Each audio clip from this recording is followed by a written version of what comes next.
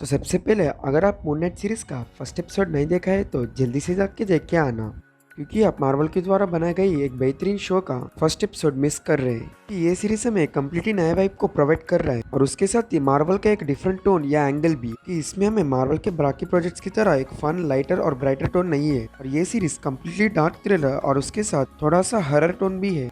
Series में Marvel ने अपने PG-13 बाउंड्रीज को बहुत ज्यादा पुश किया है।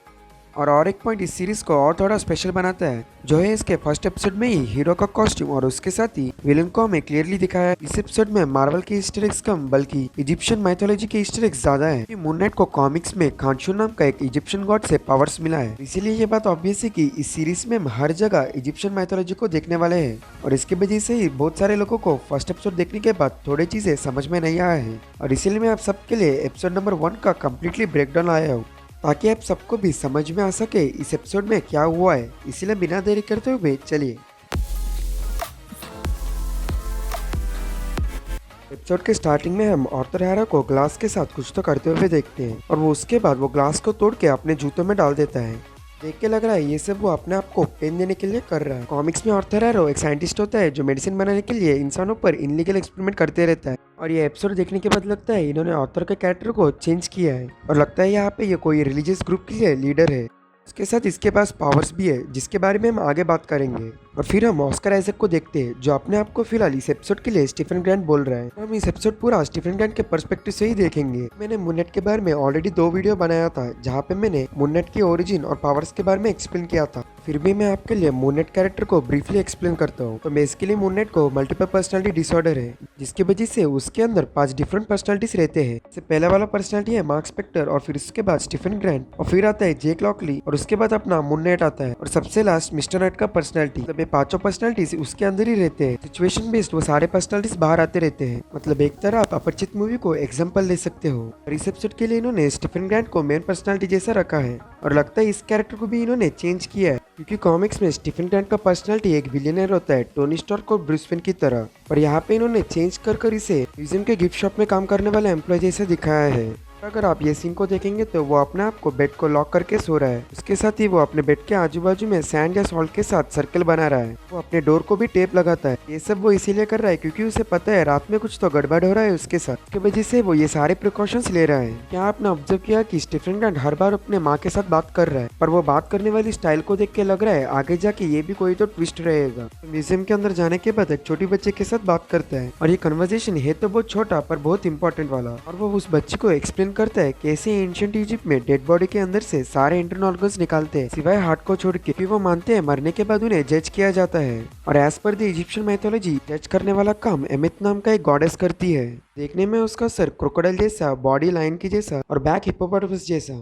एमित गॉडेस इंसानों को उनके हार्ट की मदद से जज करती है। मतलब वो बैलेंसर में एक तरफ इंसानों का हार्ट रखती है और दूसरी तरफ फेदर को रखती है।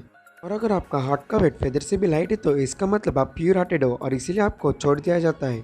और अगर दूसरी तरफ आपका हार्ट का वेट फेदर से भी ज्यादा है तो आप गिल्टी हो और इसीलिए आपका हार्ट को वो एब्जॉर्ब कर लेती है। पूरा ऑथर एरो से कनेक्टेड है, जिसके बारे में हम आगे बात करेंगे। शॉप में काम करने वाली एक लड़की आके उसे डिनर के लिए बुलाती है। यहाँ पे स्टीफन ग्रैंट को देख के लगता है उसे कुछ पता नहीं है। मतलब यहाँ पे स्टीफन ग्रैंट का और कोई तो आइडेंटिटी उससे बात किया होगा। ये म्यूजियम इजिप्शियन बेस्ड है, तो यहाँ पे हमने ढेर सारे ईस्टर एग्स देखे थे इजिप्ट मैथोलॉजी पर। यहाँ पे हमने उस बॉस के हाथ में मामी का एक्शन फिगर को देखा है, और वो हिप्पोस एमिट नाम के गॉडेस का ईस्टर एग है, और उसके साथ ही बहुत कुछ। यहाँ पे स्टीफन अपने बॉस को बोलता है इजिप्ट में 9 मेन गॉड्स है।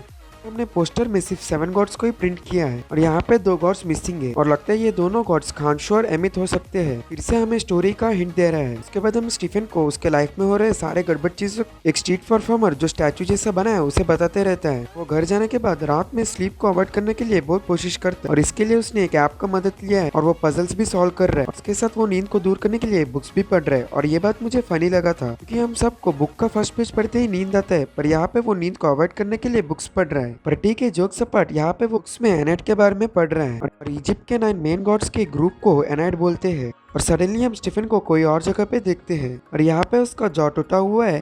उसे बैकग्राउंड में किसी का तो वॉइस सुनाई देता है, और वो वॉइस है खांशू का, जिसके बारे में मैंने ऑलरेडी बताया था। यहाँ पे खांशू बोलते हैं अपने आप को सरेंडर कर दो मार्क को। मतलब यहाँ पे खांशू स्टीफन ग्रैंट को मार्क स्पेक्टर पर्सनैलिटी को हैंड ओवर करने के लिए बोलते हैं। कॉमिक्स में मार्क स्पेक्टर मून नाइट का मेन पर्सनालिटी है। मार्क स्पेक्टर मशीनरी का काम करता है, मतलब पैसे के लिए लोगों को मारना। अब यहाँ पे हुआ है कि स्टीफन ग्रांट सोने के बाद मार्क स्पेक्टर की पर्सनालिटी में कन्वर्ट होता है, जिसके बाद वो यहाँ पे आके गोल्डन स्कैरब को चोरी करता है। लगता है बिल्डिंग के ऊपर से कूदने के बाद स्टीफन ग्रांट का पर्सनालिटी वापस आ गया था और इसीलिए खानशू उसे मार्क स्पेक्टर को हैंड ओवर करने के लिए बोलते हैं। यहाँ पे ये गोल्डन स्कैरब को इजिप्शियन मैथोलॉजी में रेजरेक्शन करने के लिए यूज करते हैं। अभी उसके लिए ऑथर और उसके लोग मार्क स्पेक्टर को पकड़ने की कोशिश कर रहे थे। वो कैसे तो करके वहां से भाग जाता है। सीन में ऑथर को प्रॉपरली देखते हैं। यहाँ पे वो एक स्पिरिचुअल ग्रुप का लीडर है, जिसकी वजह से सारे लोग उसे बहुत रेस्पेक्ट कर रहे हैं। वो आके उसी तरह का प्रोसेस कर रहे हैं जो मैंने एमित नाम के गॉडेस के बारे में बताया था। का रेफरेंस हम उसके हाथ पे बनाई गई त्रास की टैटू को देख के भी समझ सकते हैं। और उसी तरह इसने यहाँ पे एक इंसान को छोड़ दिया था और फिर उसके बाद एक बूढ़ी औरत को उसने पूरी एब्जॉर्ब कर लिया है। यहाँ पे ऑथर को स्टीफन वहाँ पे ही पता चलता है और वो उसे मार्क के नाम से बुलाता है, जिसके बाद वो स्कैलप को वापस करने के लिए बोलते हैं, पर खानशू उसे मना करता है। स्टीफन वो देने ही वाला था, पर उसकी बॉडी उसके कंट्रोल में नहीं है, की वजह से वो वापस नहीं दे पा रहा है। और यहाँ पे ऑस्कर आइजैक की एक्टिंग को अप्रिशिएट करना ही चाहिए, क्योंकि वो अभी तक कितने अच्छे से स्टीफन ग्रांट रोल को इनोसेंट वे में प्ले कर रहे थे। यहाँ पे ऑथर के लोग आके उसके पास से वो आइटम छीनने की कोशिश कर रहे थे और उसी वक्त स्टीफन अपने कॉन्शियसनेस को खो जाते हैं। कॉन्शियस में आते ही देखते हैं ऑथर के सारे लोग नीचे गिरे हुए हैं। तब यहाँ पे इमरजेंसी सिचुएशन में मार्क स्पेक्टर की पर्सनालिटी आ रहा है और स्टीफन को प्रोटेक्ट कर रहा है। और उसी तरह हम आगे भी ट्रक के सीक्वेंसेस में देखते हैं। पूरे एपिसोड में स्टीफन के पर्सपेक्टिव से दिखाते हैं, जिसकी वजह से मार्क आते ही उस सीन को वो कट कर रहे हैं। और इस एपिसोड में छोटा सा माइनस पॉइंट है जो है इसका वीएफएक्स, और देख के ही समझ में आ रहा है ये मार्वल लेवल का वीएफएक्स नहीं है। उस ट्रक सीक्वेंसेस के बाद स्टीफन अपनी नींद से अचानक से उठता है और उसे लगता है अभी जो कुछ भी हुआ था सिर्फ ड्रीम है, इसीलिए वो फ्राइडे को अरेंज की गई डेट के लिए जाता है। और बाद में पता चलता है आज संडे है। स्टीफन बहुत कंफ्यूज हो जाता है क्योंकि उसे पता न चल रहा है कैसे वो 2 दिन तक सोते रहा। और रियली बोलना चाहिए इस होटल सीन में मार्क स्पेक्टर का एक्टिंग नेक्स्ट लेवल में था। घर जाने के बाद नोटिस करता है कुछ तो डिफरेंट। ढूंढने के बाद उसे एक कार का की और सेलफोन मिलता है। सेलफोन में लैला का बहुत सारे मिसर कॉल्स है, इसलिए स्टीफन उसे कॉल करता है। लैला उसे मार्क नाम से बुलाती है और ये सुनते ही वो रियलाइज होता है जो कुछ भी वो ड्रीम सोच रहा था वो सब सच है। यहाँ पे मिस कॉल्स की लिस्ट में डुचान का नाम देखते हैं। कॉमिक्स में डुचान नाम का कैरेक्टर मार्क का फ्रेंड है जो मार्क को अपने काम में मदद करता है और वो मार्क की तरह एक मशीनरी है।